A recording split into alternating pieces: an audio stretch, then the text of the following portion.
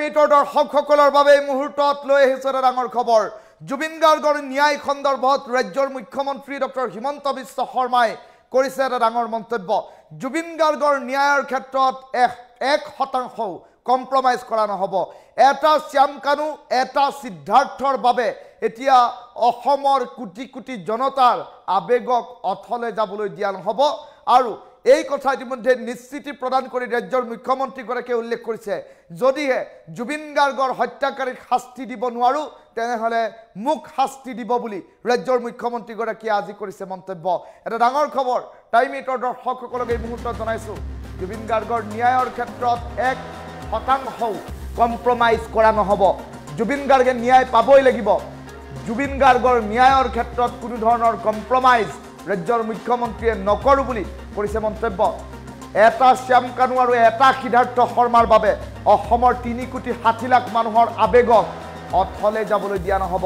জুবিন গাৰ্গৰ ঘটনাক লৈ কঠোৰ হৈ পৰিছে ৰাজ্যৰ মুখ্যমন্ত্ৰী ডক্টৰ হিমন্ত বিশ্ব শৰ্মা এই ক্ষেত্ৰত যদি মই বিফল হওঁ তেনেহলে মোক অসমৰ জনতাই শাস্তি দিব বুলি উল্লেখ কৰিলে মুখ্যমন্ত্ৰীগৰাকীয়ে 6 অক্টোবৰৰ ভিতৰত এছআইটিৰ কাৰ্যালয়ত হাজিৰ হ'ব লাগিব শ্যাম কানু মহন্ত আৰু সিদ্ধাৰ্থ শৰ্মা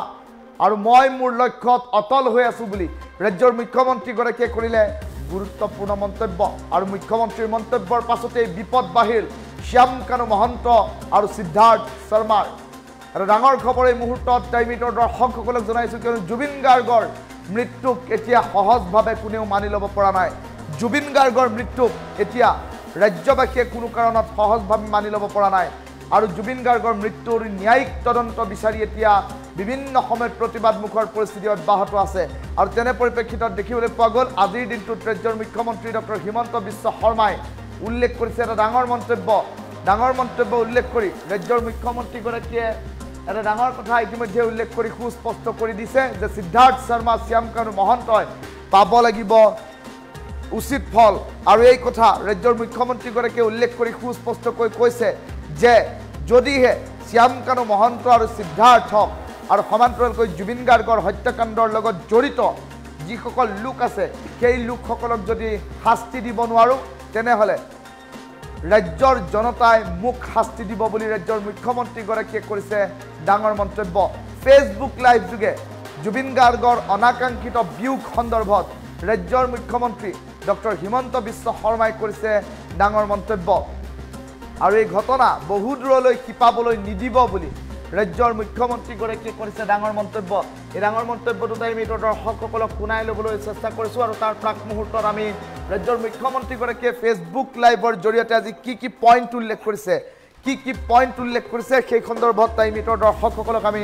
বিস্তৃত তথ্য দেখুৱাবলৈ চেষ্টা কৰিম ৰাজ্যৰ মুখ্যমন্ত্ৰীগৰাকীয়ে ফেচবুক লাইভৰ জৰিয়তে কি মন্তব্য কৰিলে সেই সন্দৰ্ভত পইণ্ট আউট কৰি বিষয়কেইটা আমি উলিয়াবলৈ চেষ্টা কৰিছো য'ত ৰাজ্যৰ মুখ্যমন্ত্ৰীগৰাকীয়ে উল্লেখ কৰিছে যে ফেচবুক লাইভ যোগে জুবিন গাৰ্গৰ অনাকাংক্ষিত বিয়োগ সন্দৰ্ভত ৰাজ্যৰ সৈতে বাৰ্তালাপ কৰাৰ সন্দৰ্ভত ৰাজ্যৰ মুখ্যমন্ত্ৰীগৰাকীয়ে কি কথা উল্লেখ কৰিছে সেই সন্দৰ্ভত ৰাজ্যৰ মুখ্যমন্ত্ৰীগৰাকীয়ে উল্লেখ কৰা সেই পইণ্টসমূহ আমি পঢ়ি শুনাবলৈ চেষ্টা কৰিছো প্ৰথমটো পইণ্ট শ্যাম কানু মহন্ত সিদ্ধাৰ্থ শৰ্মা ঘটনা বহু দূৰলৈ শিপাবলৈ নিদিব তেওঁলোকক এক প্ৰকাৰ সকিয়নি দিছে ৰাজ্যৰ মুখ্যমন্ত্ৰীগৰাকীয়ে জুবিন হৈছে জাতীয় সম্পদ জুবিনৰ ঘটনাৰ প্ৰতিটো কাণ্ড তন্নকৈ আপোনালোকে ৰাইজক ক'ব লাগিব এই কথা ৰাজ্যৰ মুখ্যমন্ত্ৰীগৰাকীয়ে সিদ্ধাৰ্থ শৰ্মা আৰু শ্যাম কানু মহন্তক ইতিমধ্যে এই কথা উল্লেখ কৰা পৰিলক্ষিত হৈছে টাইম ইটৰ দৰ্শকসকলক আমি দ্বিতীয়টো পইণ্ট এই মুহূৰ্তত জনাবলৈ চেষ্টা কৰিছো ৰাজ্যৰ মুখ্যমন্ত্ৰীগৰাকীয়ে উল্লেখ কৰিছে যিকোনো কাৰণতেই এইখন অসমক আমি নেপাল হ'বলৈ দিব নোৱাৰো এটাও যদি অসমৰ সম্পত্তি আমি হানি কৰোঁ আটাইতকৈ দুখ পাব জুবিন গাৰ্গে কাৰণ এইখন জুবিনৰ অসম আজি ৰাজ্যৰ মুখ্যমন্ত্ৰীগৰাকীয়ে উল্লেখ কৰিছে এইখন জুবিনৰ অসম বুলি ৰাজ্যৰ মুখ্যমন্ত্ৰীগৰাকীয়ে উল্লেখ কৰিছে তৃতীয়টো পইণ্ট জুবিনৰ নামত চৰকাৰ বিৰোধী ৰাজনীতি হ'ব নোৱাৰে জুবিনৰ নামত চৰকাৰ বিৰোধী কি ৰাজনীতিয়ে হ'ব নোৱাৰে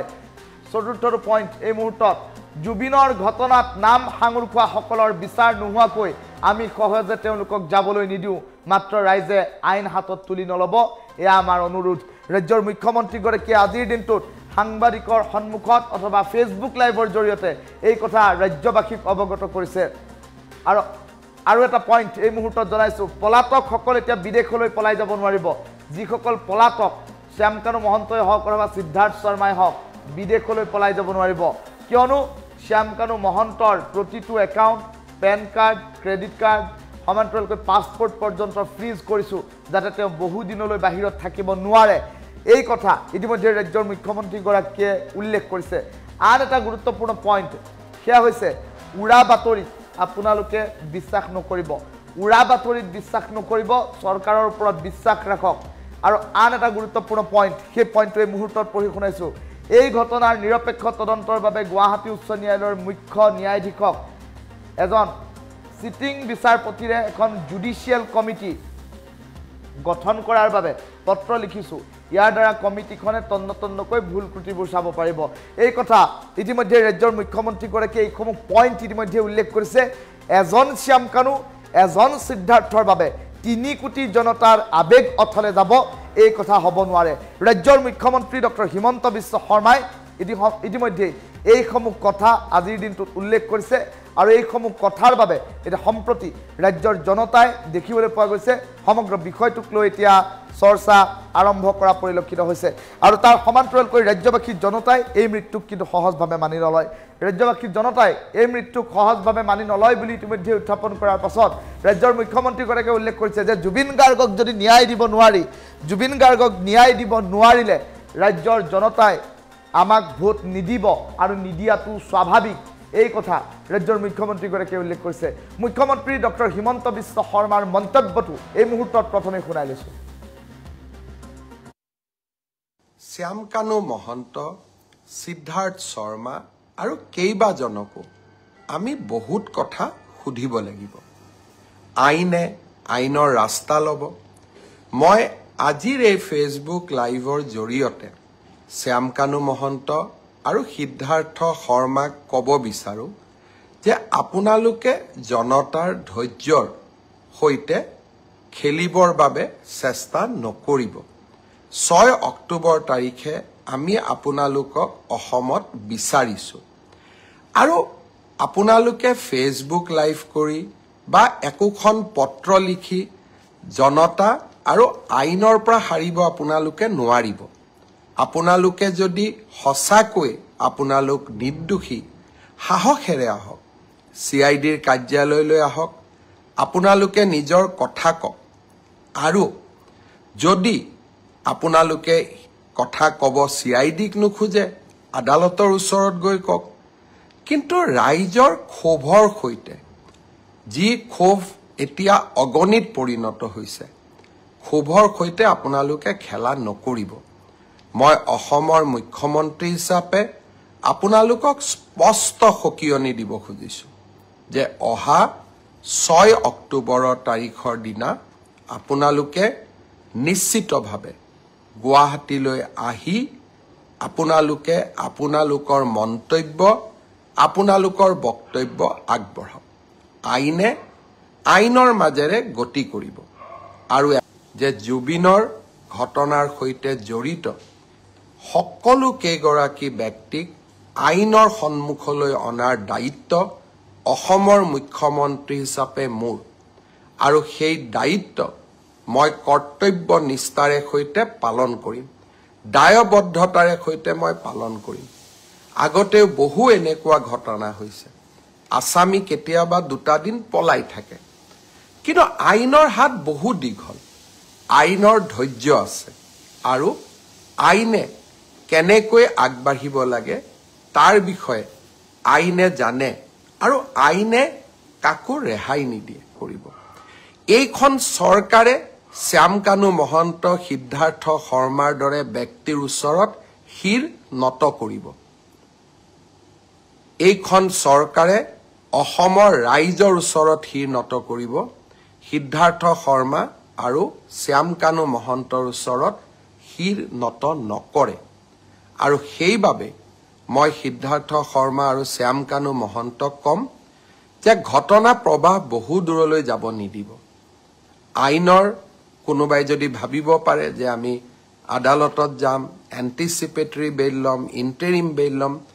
এই প্ৰচেষ্টাবিলাক কৰা উচিত নহয় কাৰণ জুবিন এগৰাকী জাতীয় সম্পদ